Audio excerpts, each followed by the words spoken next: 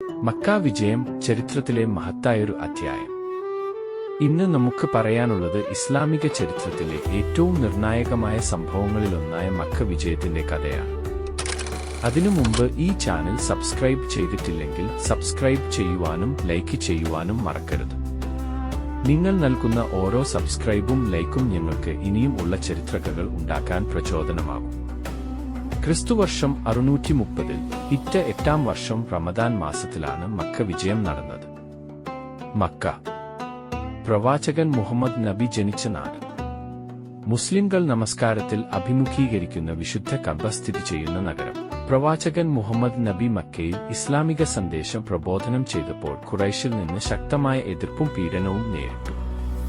പിന്നീട് പ്രവാചകനും അനുയായികളും മദീനയിലേക്ക് ഹിജ്റ ചെയ്തു. മദീനയിലെത്തിയ ശേഷവും ഖുറൈശും മുസ്ലിംകളും തമ്മിലുള്ള സംഘർഷം തുടർന്നു. എന്നാൽ ഹിജ്റ 6-ാം വർഷത്തിൽ ക്രിസ്തുവർഷം 628 മുസ്ലിംകളും ഖുറൈശും തമ്മിൽ ഹുദൈബിയ്യ ഉടമ്പടി ഉണ്ടായി. ഈ ഉടമ്പടി ഇരുവിഭാഗങ്ങൾക്കും ഇടയിൽ സമാധാനത്തിനുള്ള ഒരു പ്രധാന കരാറായിരുന്നു. പിന്നീട് ഖുറൈശിന്റെ സഖ്യകക്ഷിയായ ബനൂ ബകർ മുസ്ലിംകളുടെ സഖ്യകക്ഷിയായ ബനൂ ഖുസായെ ആക്രമിച്ചു. ഈ ആക്രമണത്തിൽ ഖുറൈശിലെ ചിലർ ബനൂ ബകറിനെ സഹായിക്കുകയും ചെയ്തു. ഇതോടെ ഹുദൈബിയ്യ ഉടമ്പടിയുടെ വ്യവസ്ഥകൾ ലംഘിക്കപ്പെട്ടു.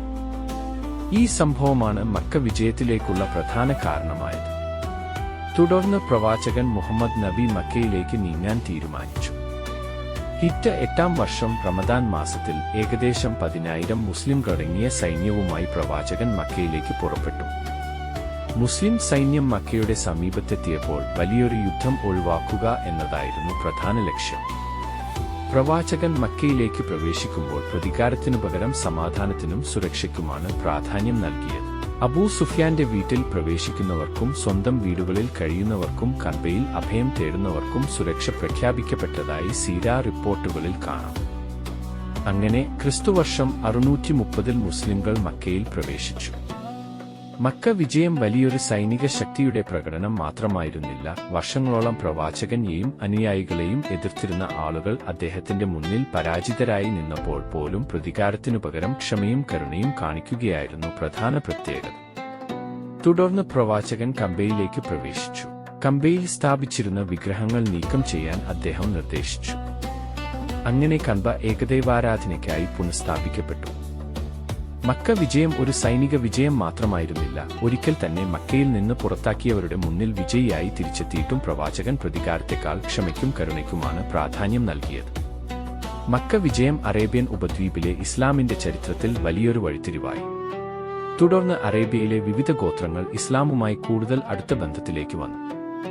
അങ്ങനെ പ്രവാചകൻ മുഹമ്മദ് നബി ജനിച്ച മക്ക നഗരം തന്നെ പിന്നീട് ലോകമെമ്പാടുമുള്ള മുസ്ലിംകളുടെ ഏറ്റവും വിശുദ്ധ കേന്ദ്രമായി മാറി. മക്ക വിജയം നമ്മെ ഓർമ്മിപ്പിക്കുന്നത് യഥാർത്ഥ വിജയം പ്രതികാരത്തിൽ മാത്രമല്ല, ക്ഷമയിലും കരുണയിലും കൂടിയാണെന്നാണ്. ഇതായിരുന്നു മക്ക വിജയം, ഫത്ഹു മക്ക, ഇസ്ലാമിക ചരിത്രത്തിലെ മഹത്തായൊരു അധ്യായം. ഇത്തരം ചരിത്രകഥകൾ ഇഷ്ടമാണെങ്കിൽ ചാനൽ സബ്സ്ക്രൈബ് ചെയ്യൂ. വീഡിയോ ഇഷ്ടപ്പെട്ടെങ്കിൽ ലൈക്ക് ചെയ്യാനും നിങ്ങളുടെ സുഹൃത്തുക്കളിലേക്കും കുടുംബാംഗങ്ങളിലേക്കും ഷെയർ ചെയ്യാനും മറക്കരുത്. ഇനിയും ഒരുപാട് ചരിത്രകഥകളുമായി കാണാം.